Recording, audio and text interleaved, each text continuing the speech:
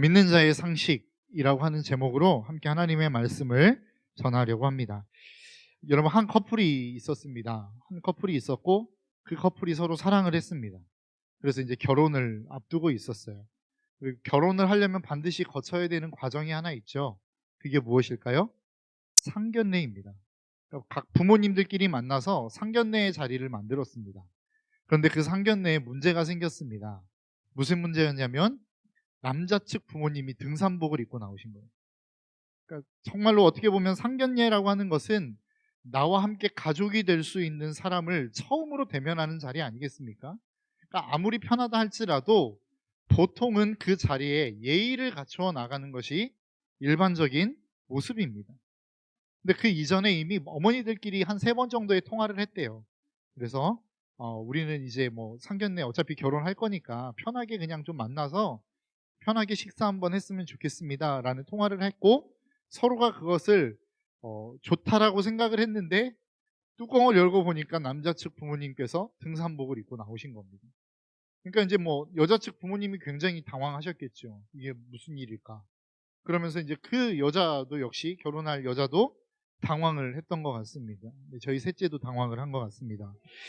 네, 그렇게 당황을 하고 이제 그 자리가 어떻게 됐는지 모르게 마무리를 하고 집으로 돌아갔습니다. 아무리 이 여자가 생각을 해도 안 되겠는 거예요. 너무 무시받았다는 생각이 많이 드는 겁니다. 그래서 돌아가서 남자에게 연락을 했습니다. 우리 헤어지자. 이렇게 무시당하고는 못 살겠다. 그랬더니 남자가 여자에게 이야기를 하더라는 거예요. 야, 여보, 등산복 하나 가지고 이렇게 나올 필요까지 있냐? 헤어질 필요가 있느냐? 라고 했는데, 사실 이 이야기가 어디에 올라와 있는 거냐면 인터넷 기사에 올라와 있는 겁니다. 그러니까 자신의 경험담을 인터넷에 올린 거예요. 그랬더니 댓글이 막 쭉 달렸는데 어떤 사람이 뭐라고 이야기했냐면, 상견례의 자리는 가장 기본적인 예의를 지키는 자리입니다. 그 예의가 없다고 하는 것은 앞으로 당신의 미래가 어떻게 될지를 단적으로 보여주는 사건입니다 라고 하는 이야기가 올라와 있었어요. 그래서 이 주소를 캡처해서 남자 측에 보냈답니다. 그리고 난 다음에 남자의 연락이 없었고 그냥 깔끔하게 헤어지는 것으로 마무리가 되었다라고 하는 이야기를 읽게 되었습니다. 여러분, 우리는 이 땅을 살아가면서 누구나가 다 상식이라고 하는 것을 가지고 살아갑니다. 그 상식이라고 하는 내용을 사전에서 찾아보니까 정상적인 일반인이 가지고 있거나 또는 가지고 있어야 할 일반적인 지식이라고 이야기합니다. 그러니까 상식은 뭐예요? 일반적인 사람이 일반적으로 삶을 살아가는 삶의 모습, 삶의 행태다라고 이해하면 될 것 같습니다. 사회생활할 때 보면 여러분, 보통은 우리는 이러한 상식이 있는 사람과 사회생활을 하고 싶어 합니다. 그래서 내가 만나는 사람은 다 상식이 있고 그 상식보다는 조금 나은 사람을 만나기를 우리는 기대하죠. 그런데 우리는 그렇지 못한 경우들을 만나게 되어집니다. 어떤 경우죠? 상식이 없는 사람. 야, 이 사람은 완전히 무개념이야. 뭐 이런 사람들을 만나지 않습니까? 이 쉬운 말로 단 3글자로 뭐라고 표현할 수 있을까요? 우리는 보통 또라이라고 표현을 합니다. 그러니까 상식 밖의 사람들을 우리는 또라이라고 부릅니다. 그런 사람들을 만나면 사실은 힘듭니다. 왜 그렇죠? 내가 일반적인 거다, 나는 분명히 이것이 옳은 거다라고 생각했는데 그 사람은 그것을 옳은 것으로 받아들이지 않기 때문에 그렇습니다. 그렇기 때문에 비상식적인 사람이 공동체 안에 많아지면 많아질수록 그 공동체는 사실 힘들어지고 무너질 수밖에 없는 공동체가 된다라는 것이죠. 저는 신앙에 있어서도 마찬가지라고 생각합니다. 신앙이라고 하는 것에 있어서 분명히 우리가 가져야 되는 상식이라고 하는 게 있습니다. 그 상식은 무엇입니까? 주님이 우리에게 부탁하시고 명령하신 것들이죠. 다른 말로 이야기하면 주님의 말씀이 그리스도인들이 살아가는 삶의 상식이 되는 겁니다.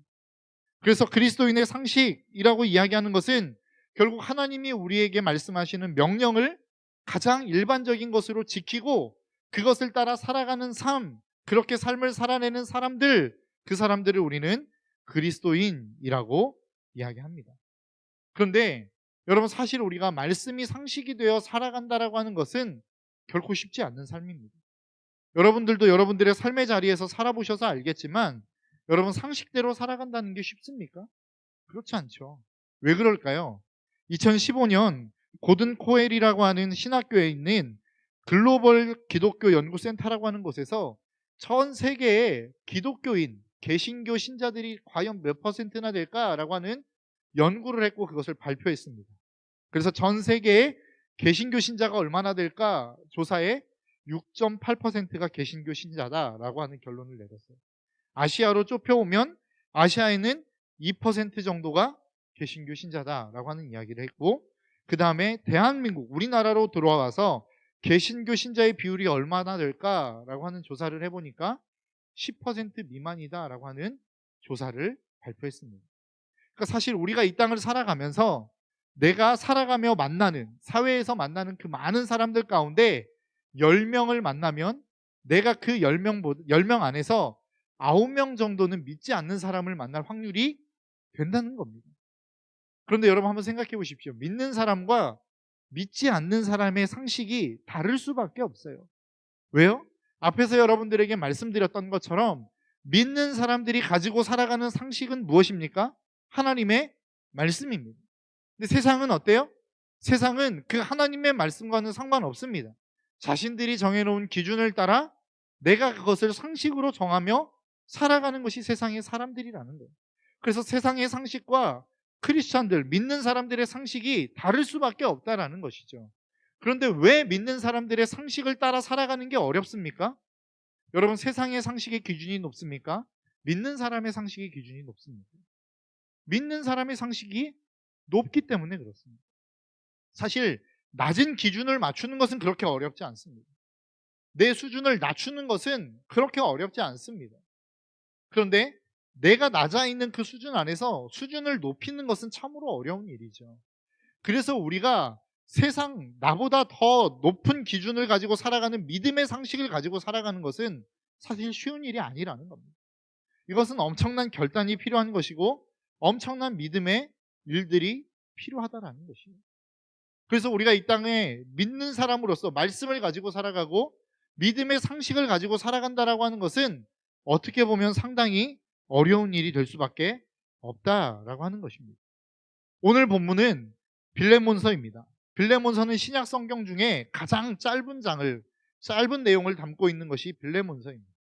그러니까 신약의 성경을 정경화할 때 이것이 진짜 신약의 성경이다라고 이야기할 때 수많은 책들이 있었어요. 수많은 글들이 있었어요. 그런데 그 수많은 글들 가운데 이 짧은 내용을 성경의 정경으로 선택할 수밖에 없었던 이유가 무엇이었을까요? 이 성경이 담고 있는 복음적인 내용, 그리고 그 복음의 핵심의 가치를 정말로 잘 담고 있다라고 판단했기 때문에 이것을 성경의 정경으로 넣은 것입니다. 오늘 이 본문을 통해서 정말로 믿는 자로서의 가져야 될 상식이 무엇인지를 우리는 좀 한번 살펴보았으면 좋겠어요. 오늘 본문에 등장하는 3명의 인물이 있습니다. 그 3명의 인물을 통해서 우리가 어떠한 믿음의 상식을 가지고 살아가야 되는지를 한번 좀 살펴보려고 합니다. 먼저는 바울입니다. 여러분, 바울은 어떤 사람이죠? 바울은 어떻게 보면 이 셋 사이의 중재자입니다. 이 3명의 관계를 이야기하자면 빌레몬이라고 하는 사람은 바울을 통해서 복음을 들은 사람입니다. 그리고 회심해서 예수님을 믿은 사람이에요. 오네시모도 마찬가지입니다. 오네시모도 바울을 통해서 예수 그리스도를 듣고 복음을 받아들인 사람이 오네시모였습니다. 똑같이 바울을 통해서 예수 그리스도를 믿었다라고 하는 공통점이 있어요. 그런데 빌레몬과 오네시모 사이에는 어떤 관계가 있었을까요? 빌레몬이라고 하는 사람은 오네시모라고 하는 사람의 주인이었습니다. 그러니까 오네시모는 종이었어요.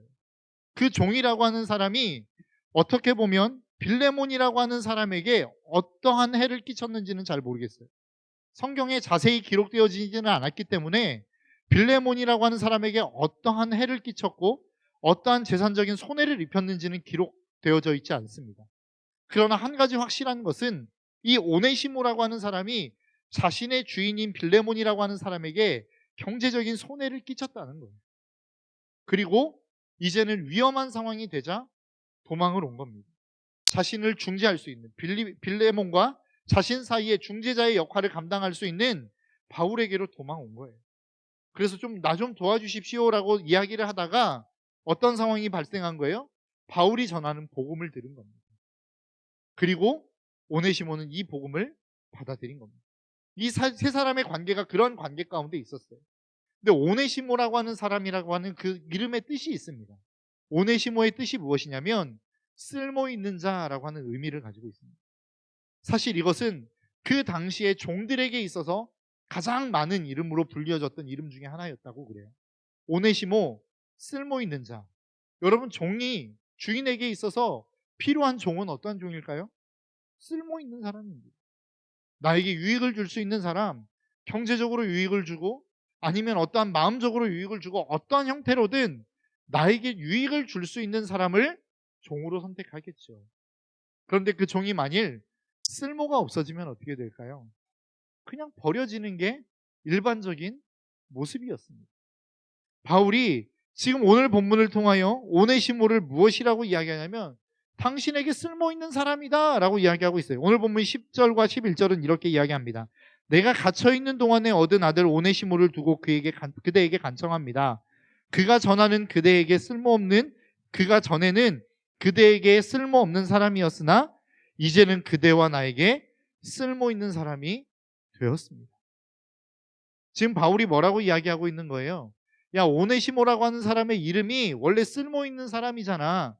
그런데 너에게 경제적인 손해를 끼쳤지. 그러니까 쓸모없는 사람이 되어버렸어. 그런데 이제 돌아와 보니까 오네시모는 쓸모있는 사람이 되었다라고 이야기하는 거예요. 그런데 그 쓸모있는 사람이 되었다라고 이야기하면서 그 근거를 오늘 본문 10절에서 뭐라고 이야기하냐면 내가 갇혀있는 동안에 얻은 아들 오네시모를 두고 그대에게 간청합니다. 왜 쓸모있는 자가 되었다는 거예요? 아들이기 때문에. 내가 이 오네시모를 마음으로 낳았기 때문에 오네시모는 쓸모있는 사람이 되었다라고 이야기하는 거예요. 이전에는 무엇으로 그가 그의 존재감을 판단받았습니까? 나에게 얼마나 큰 유익을 줄 수 있느냐, 나의 삶에 얼마나 풍요롭게 만들어줄 수 있느냐, 나라고 하는 사람을 얼마나 가치 있게 만들어줄 수 있고 쓸모있는 인생인가를 통해서 오네시모가 판단을 받았어요. 그런데 바울을 만나고 나서 오네시모는 어떤 사람이 된 것입니까? 네가 얼마나 어떤 일들을 할 수 있느냐는 중요하지 않다는 거예요. 네가 그에게 얼마나 좋은 영향력을 끼칠 수 있고 경제적인 유익을 줄 수 있느냐는 중요한 게 아니라는 거예요. 이제 너에게 중요한 건 뭐라는 거예요? 내가 너를 낳았다는 거예요. 내가 너를 복음으로 낳았고 내가 너를 아들로 삼았기 때문에 너는 나에게 쓸모있는 자가 되었다라고 이야기하는 거예요. 사실 믿음의 사람들이 세상의 모든 사람을 바라보는 관점이 이래야 됩니다. 복음을 받아들이는 사람마다 그 마음 가운데 사람을 받아들일 수 있는, 사람을 바라볼 수 있는 눈, 그 시선은 무엇이 되어야 되느냐? 이 사람은 소중해. 왜? 하나님의 자녀이기 때문에. 하나님의 형상으로 창조되었기 때문에 이 사람은 소중한 거야. 야, 너에게 손해를 끼쳤잖아. 상관없어. 왜? 하나님의 아들이기 때문에. 하나님의 딸이기 때문에. 이게 하나님의 백성이 갖는 사람을 바라보는 시선이라는 거예요. 복음을 받아들이는 사람들이 사람을 바라보는 시선이 이 시선이 될 수 있어야 된다는 것입니다. 여러분 어떤 눈으로 세상을 바라보십니까? 여러분은 어떤 눈으로 사람들을 바라보십니까? 사람들을 바라보면서 나에게 좀 유익이 되겠는데? 그러면 그 사람은 쓸모있는 사람으로, 내가 친하게 지내야 되는 사람으로 받아들이고, 아니면 저 사람을 봤을 때 나에게 별로 유익이 될 것 같지 않아, 나에게 손해만 끼치는 사람인 것 같아, 그러면 그 사람은 그냥 내 인생에서 아웃, 뭐 이렇게 사람을 바라보십니까? 그렇다고 한다면 우리는 복음의 눈을 아직 가진 사람이 아니라, 우리는 누구를 바라보든 어떤 사람을 바라보든 어떤 환경과 조건 가운데 있는 사람을 바라보든 우리가 그 사람을 바라보는 모든 시선은 동일해야 된다는 거예요. 어떠한 눈? 저 사람은 존귀하고 저 사람은 쓸모 있는 사람이고. 왜요? 하나님은 이 땅 가운데 쓸모없는 사람을 만들지 않았어요. 이 사람은 쓸모없어 라고 하는 순간 우리는 누구를 욕하는 거예요? 하나님을 욕하는 거예요. 저 사람은 왜 쓸모없는 인간을 하나님 만드셨어요? 라고 하는 이야기와 동일한 이야기라고요. 그렇기 때문에 누군가를 우리가 쓸모없게 바라본다라고 하는 것은, 그것은 그 사람을 욕하는 것처럼 보여지지만 결국 그 사람을 만든 하나님을 욕하는 겁니다. 여러분 한 사람 한 사람들을 바라볼 때 어떤 눈으로 바라보십니까? 정말로 이게 하나님의 사람이기 때문에, 이 사람은 하나님의 사람이기 때문에 존귀한 사람으로 바라보십니까? 아니면 그 사람을 기능적인 눈으로 바라보면서 이 사람은 좋은 기능, 능력 있는 기능을 하기 때문에 이 사람은 괜찮은 사람, 이 사람은 나에게 유익을 줄 수 없기 때문에 그렇지 않은 사람으로 분류해 보십니까? 이 눈은 나 자신을 바라보는 눈도 동일하다라고 저는 생각합니다. 여러분들은 여러분들의 자신을 어떻게 바라보고 계시나요? 정말로 여러분 스스로를 소중하다라고 생각하십니까? 여러분들의 인생이 정말로 가치 있는 인생이라고 여러분 느껴지십니까? 사실 가치 있는 인생이라고 느껴진다면 우리의 인생을 우리는 허비해서는 안 돼요. 그리고 가치 있는 인생이니까.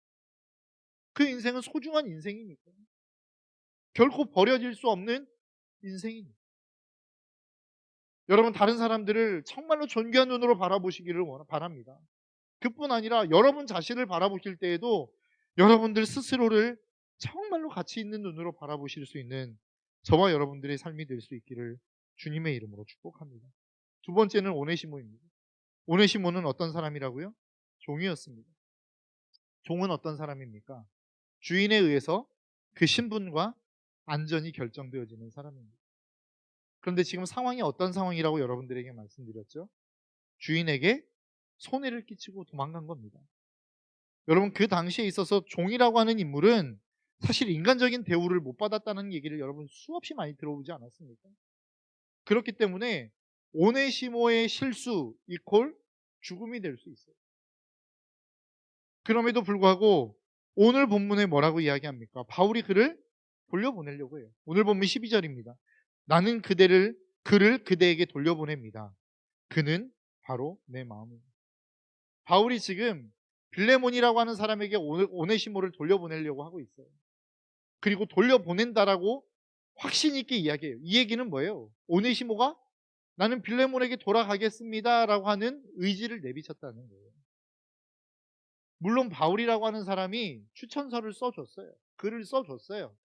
그럼에도 불구하고 여러분 오늘날 우리의 입장에서 보면 나를 죽이려고 하는 사람이 있어요. 나를 해하려고 하는 사람이 있어요. 정말로 나를 어떤 식으로든 자기 마음대로 다룰 수 있는 권력자가 있다고 여러분 한번 생각해 봅시다. 그런데 내가 그 사람에게 많은 손해를 끼치고 도망을 왔어요. 근데 내가 그 사람에게 다시 돌아가야 돼요. 그럼 여러분 두렵지 않겠습니까? 물론 그 사람과 친한 사람이 편지를 써서 이 사람을 좀 돌봐줘라 라고 이야기했다 할지라도 여러분 두려움이 있지 않겠어요? 내가 그 사람이 나를 해하지 않을게 라고 하는 확신을 주지 않는 이상은 돌아가는 게 여러분 쉽지 않아요. 근데 오네시모는 어떻게 했다는 거예요? 돌아가겠다는 거예요. 왜요? 내가 그 사람에게 돌아가서 그 사람의 용서를 받든 죽임을 당하든 내가 그 사람에게 찾아가서 종인인 만큼 내 해야 될 본분을 나는 하겠다는 거예요. 사실 이게 믿는 사람의 태도요, 자세라는 거예요. 여러분 우리의 삶에 돌이켜보면 우리는 삶을 살아가다가 많은 사람들에게 잘못 사는 경우들이 많이 있습니다. 사실은 내가 알면서도 아니면 모르게 많은 사람에게 잘못을 하며 우리는 살아간다는 거예요. 그런데 그 잘못을 내가 깨달았을 때에 우리는 어떻게 해야 되느냐라고 하는 거예요. 어떠한 삶을 살아가야 되느냐라고 하는 거예요. 내가 복음을 받아들이는 사람이라고 한다면 우리는 어떠한 삶을 살아낼 수 있어야 되느냐라고 하는 거예요. 오네시모는 그 사람에게 돌아갔습니다. 그리고 그 사람에게 용서를 비는 삶을 선택했다는 거예요. 내가 가서 용서 구했을 때 그 사람이 나에게 면박을 주면 어떻게 하죠? 어쩔 수 없다는 거예요. 나는 죽음의 위협을 감당하면서라도 그렇게 하겠다는 거예요. 이게 복음을 가진 사람의 자세요, 일반적인 삶의 상식이라는 거예요. 근데 우리는 어떻게 하죠? 하나님이 용서해 주셨는데 나는 용서받았어요. 나 자유 얻었네, 너 자유 얻었네. 괜찮아, 오케이, 할렐루야. 그러고 끝내버리지 않습니까? 그런데 복음은 우리에게 그렇게 말씀하고 있지 않아요. 그렇게 우리에게 가르치지 않아요. 네가 잘못한 사람이 있어? 근데 그게 깨달아졌어? 그럼 그 사람에게 찾아가라는 겁니다. 그리고 그 사람에게 용서를 구하라는 겁니다. 그것이 너에게 어떠한 손해를 끼치든 상관없다는 거예요. 어떠한 손해가 너에게 온다 할지라도 그것을 해내는 것이 복음을 받아들인 사람의 살아가는 일반적인 상식이다라고 성경은 말씀하고 있는 것입니다. 여러분 혹시 누군가에게 손해를 끼치셨습니까? 누군가에게 마음의 아픔을 주셨습니까? 누군가에게 잘못한 일들이 있으십니까? 그것이 깨달아지셨어요? 그런데 찾아가기가 참 어려운 사람이 있습니까? 용기를 내십시오. 찾아가십시오. 그리고 용서를 구하십시오. 이게 믿음의 삶을 살아가는 사람의 자세라고 오늘 본문은 오네시모를 통하여 우리에게 말씀하고 있는 것입니다. 마지막으로 빌레몬이라고 하는 사람입니다. 빌레몬은 어떻죠? 빌레몬이라고 하는 사람은 주인이었어요. 그런데 그 주인에게 오늘 바울이 지금 무엇을 이야기하고 있습니까? 16절입니다. 이제부터는 그는 종으로서가 아니라 종 이상으로서 곧 사랑받는 형제로 그대의 곁에 있을 것입니다. 지금 잘못했죠. 오네시모가 자신에게 재산상 손해를 입혔어요. 그럼 그 손해에 대해서 책임을 묻는 것이 그 당시의 일반적인 상황입니다. 그렇게 물어도 그 어느 누구 하나 빌레몬에게 비난할 수 있는 사람은 아무도 없었어요. 그런데 바울은 한술 더 떠 뭐라고 이야기합니까? 그를 종으로 여기지 말고 형제로 대우하라는 겁니다. 근데 오늘 본문에 참 재밌는 이야기가 있어요. 그가 이야기하는 게 뭐냐면 야 너에게 손해가 있는 것이 있으면 내가 갚아주겠다는 거예요. 오늘 본문 18절입니다. 그가 그대에게 잘못한 것이 있거나 빚진 것이 있다면 그것을 내 앞에 다뤄놓아 주십시오. 야 내가 갚아줄게. 나에게 빚진 것으로 쳐 라고 이야기해요. 그런데 그게 뻥인 것이 바로 그 다음 절에 드러납니다. 바울이 뭐라고 이야기하냐면 바울이 친필로 이것을 씁니다. 내가 그것을 갚아주겠습니다. 오늘의 그대가 된 것이 내게 빚진 것이라는 사실을 나는 굳이 말하지 않겠습니다. 지금 바울이 뭐라고 얘기하는 거예요? 야 빚진 게 있으면 오네시모 빚진 게 있으면 내 앞으로 달아놔. 그런데 너 나한테 빚진 거 있잖아. 그러니까 퉁치자 뭐 이 얘기거든요 사실. 야 너 빚진 거 있고 오네시모 빚진 거 있으니까 오네시모 빚진 거 나에게 빚진 거하고 퉁치자. 그러니까 이제 안 갚아도 되지 이 얘기예요. 그러니까 바울이 머리가 굉장히 비상한 사람입니다. 이것을 그냥 퉁쳐버렸어요. 그러니까 안 갚겠다는 이야기거든요. 그러면서 뭐라고 이야기하냐면 그럼에도 불구하고 너는 그를 종으로 대우하지 말고 형제로 대우하라는 거예요. 여러분 이게 사실 이 말씀이 빌레몬이라고 하는 사람에게 전달되어지고 이 서신이 전달되어졌을 때에 빌레몬이라는 사람이 오네시모를 용서하지 않았다면 여러분 어떻게 됐을까요? 뭐 복음이라고 하는 의미를 담고 있겠지만 그 후대의 수많은 이야기들로 전승되어 오지 않았겠습니까? 그러니까 어떻게 보면 빌레몬은 이 사실을 인정하고 받아들였을 가능성이 높다는 겁니다. 그러니까 빌레몬이라고 하는 사람이 이 사람을 징계해도 모자랄 판에 그리고 다시 종으로 부리면서 자신의 재산으로 자신의 유익함을 위해서 이 사람을 부려도 부족한 판에 이 사람을 자신의 형제처럼 받아들여 줬다는 거예요. 그러니까 빌레몬의 입장에서 봤을 때는 이중적인 재산의 손해가 난 겁니다. 자신의 경제적인 손해를 입힌 빌레몬을 용서했고 또 자신의 재산으로 부려야 되는 이 사람을 재산이 아닌 형제로 받아들였기 때문에 그렇습니다.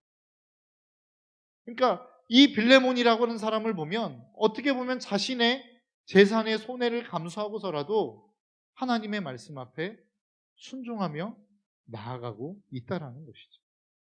무엇을 위해서? 한 사람을 살리는 것을 위해서.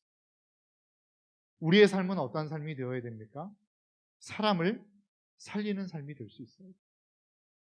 저에게는 너무나도 큰 손해인데요. 한 사람을 살리는 것이 훨씬 더 가치 있는 일이라고 성경은 우리에게 말씀하고 있습니다.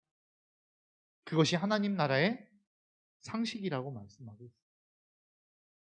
너에게 어떠한 손해가 났느냐? 그것은 하나님이 갚아주시겠다는 거예요. 그것은 내가 갚아줄 터이니까 너는 사람을 살리는 일에 집중하라고 하나님이 우리에게 말씀하고 있는 것입니다. 여러분들의 인생 속에서 여러분들은 여러 사람을 만날 겁니다. 앞에서도 살펴본 것처럼 때로는 믿는 사람보다는 믿지 않는 사람들을 만날 확률이 훨씬 더 높아요. 그 사람들은 여러분들이 믿는다는 이유 하나만으로 그것을 이용해서 여러분들에게 희생을 강요할 수 있을지 모르겠습니다. 믿는 사람들이 가장 많이 하는 이야기가 있죠. 왜 저만 손해봐야 됩니까? 왜 나만 이렇게 손해보며 살아야 됩니까? 우리가 바보입니까?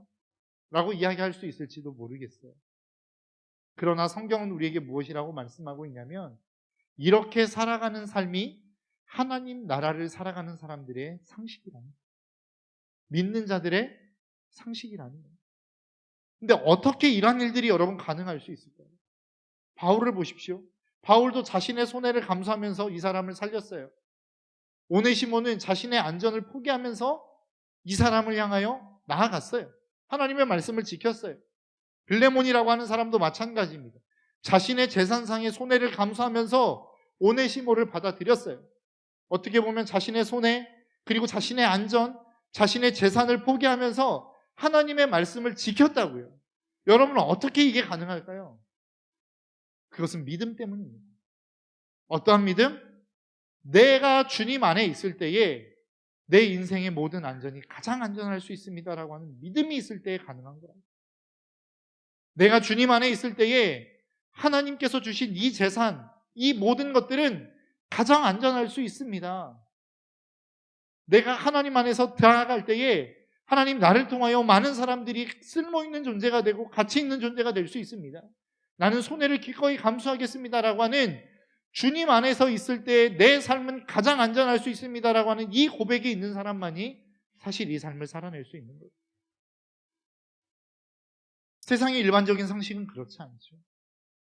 보이지도 않는 사람을 우리가 어떻게 믿어? 보이지도 않는 신에게 어떻게 내 삶을 맡길 수 있어? 보이지도 않는 신에게 어떻게 내 재산을 맡기고 보이지도 않는 신에게 내 손해를 어떻게 갚아달라고 이야기할 수 있어? 보이지도 않는 그 신에게 어떻게 내 재산을 맡길 수 있어? 내 안전을 맡길 수 있어? 이게 세상의 상식이라고요. 그런데 믿는 사람들의 상식은 무엇입니까? 그렇지 않아. 비록 보이지 않지만, 눈으로 볼 수 없지만, 우리의 귀로 들을 수 없지만 여전히 살아 역사하시는 그 주님 앞에 내 손해를 갚아달라고 이야기할 수 있고 내 안전을 맡길 수 있고 내 재산을 그분에게 의탁할 때에 이 모든 것이 가장 안전할 수 있어 라고 이야기하는 것이 그리스도인의 상식이라는 겁니다. 사실 이게 되면 여러분 우리 공동체는 굉장히 안전해질 수 있어요. 우리의 삶은 굉장히 안전해질 수 있어요. 이것을 우리가 상식으로 생각하지 못하기 때문에 우리 공동체가 믿음 안에서 흔들릴 수 있다는 거예요. 우리의 한 사람 한 사람들의 개인의 믿음이 흔들릴 수 있다는 거예요. 앞에서 여러분들에게 말씀드리지 않았습니까? 공동체 안에 상식 외의 삶을 살아가는 사람이 많아질수록 그 공동체는 어떻게 돼요? 흔들릴 수밖에 없어요. 팀워크가 깨질 수밖에 없어요. 그 공동체는 분열이 있을 수밖에 없다고요. 믿음의 공동체 역시 마찬가지입니다. 우리가 이런 상식을 가지고 살아가죠. 이게 하나님의 말씀이기 때문에 우리에게는 이게 상식이야 라고 하는 믿음을 가지고 우리는 살아간단 말이죠. 그런데 여기저기서 세상적인 상식을 들고 나오는 사람들이 있어요. 미련하게 왜 그렇게 살아? 야, 너 그렇게 손해만 보면서 살 거야? 왜 그런 삶을 살아 바보같이? 라고 이야기하는 사람이 많아지면 우리 공동체 안에 믿음은 깨지는 거라고요. 믿음의 상식은 깨지는 거예요. 우리의 믿음이 흔들릴 수밖에 없는 거예요. 그래서 공동체는 끊임없이 한 마음, 한 상식을 가지고 가는 게 중요합니다. 상식이 흔들릴 때에 세상으로부터 와서 세상으로부터 살다가 세상의 상식을 들었어요. 그러니까 내가 살아가는 삶의 상식이 미련한 것처럼 보여요. 그러면 우리의 상식은 흔들리죠. 진짜 이게 상식적인 게 맞아? 흔들린단 말이죠.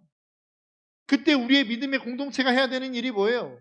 그 상식을 붙잡아주는 거예요. 믿음의 삶을 사는 것은 그런 거야. 그게 상식이야. 그게 믿음의 상식이야 라고 이야기해 줄 수 있어야 되는데 그리고 아주 미련한 거야. 바보 같은 거야 라고 이야기하면 공동체의 믿음은 깨지는 거라고요. 여러분 우리가 이 땅을 살아간다라고 하는 거, 그리스도인으로 살아간다라고 하는 것은 믿음의 상식을 갖고 사는 거예요. 세상의 상식을 가지고 살아가는 것이 아니라 하나님의 말씀에 대한 상식을 가지고 살아가는 거예요. 그래서 세상의 상식과는 우리의 상식은 다를 수밖에 없어요. 우리가 훨씬 더 고차원적인 상식을 가지고 살아갈 수밖에 없어요. 그래서 미련한 것처럼 보이고 손해보는 것처럼 보이고 우리의 인생은 날마다 그렇게 패배하는 것처럼 보일 수밖에 없다고요. 여러분, 누가 예수 그리스도가 십자가에 달려 죽는 것을 보며 승리라고 이야기했습니까? 세상에 어떤 상식이 그것을 승리라고 이야기할 수 있는 상식이 있어요? 그러나 결론은 어땠어요? 그게 승리가 되더라는 거죠. 그게 온 인류를 구원하는 하나님의 능력이 되더라는 겁니다. 믿음은 그러한 힘이 있어요. 믿음의 상식은 그러한 힘이 있다고요. 손해보는 것 같고 패배하는 것 같고 머저리 같아 보이지만 결국 나중에 가서 보면 우리의 삶이 승리한 삶이었다. 성경이 그렇게 우리에게 증거하고 있어요. 지금 당장은 패배하는 것 같고 지금 당장은 실패하는 것 같고 지금 당장은 조롱받는 것처럼 보여지지만 하나님이 우리에게 분명한 약속을 하고 있다고요. 너희들이 그렇게 살면 내가 승리의 삶을 보장해 줄게. 하나님의 약속이고 하나님이 여러분들에게 주시는 하나님의 말씀입니다. 여러분, 이 사실을 좀 잊지 않았으면 좋겠어요. 흔들리는 것처럼 보이죠? 아닌 것처럼 보이죠? 그러면 누가 붙잡아줘야 돼요? 옆에 있는 여러분들이 붙잡아줘야 된다고요. 야, 그게 맞아. 믿음의 사람은 그게 상식이야. 믿음의 사람은 그렇게 사는 거야. 그래서 셀이 필요한 거고 그래서 공동체가 필요한 거 아닙니까? 그런데 우리가 동일하게 다 세상의 상식을 가지고 살아가요. 그럼 흔들리는 믿음을 여러분 누가 받아줄 거예요? 누가 잡아줄 거예요? 여러분, 이제 2021년 한 해가 마무리되어져 가고 있습니다. 2022년을 향해 우리가 가고 있어요. 2022년 한 해 제가 생각하고 있는 우리 공동체 비전, 표어는 하나님의 통치를 이루어가는 청년들입니다. 여러분들이 삶을 살아가는 여러분들의 각자 삶의 자리자리마다 하나님의 통치, 하나님의 회복이 일어나는 것을 저는 꿈꾸며 나아갔으면 좋겠어요. 사실 이 시작은 상식에서부터 시작하는 거예요. 내가 어떠한 상식을 선택할 것이냐, 내가 어떠한 상식을 취할 것이냐. 사실 그 상식을 취하는 기준은 내가 언제 안전한가를 판단하는 기준에 있다고 저는 생각합니다. 우리 인간은 어쩔 수 없어요. 안전한 것을 향하여 우리는 선택할 수밖에 없습니다. 안전하다고 생각하는 곳에 우리는 우리의 삶이 머무를 수밖에 없어요.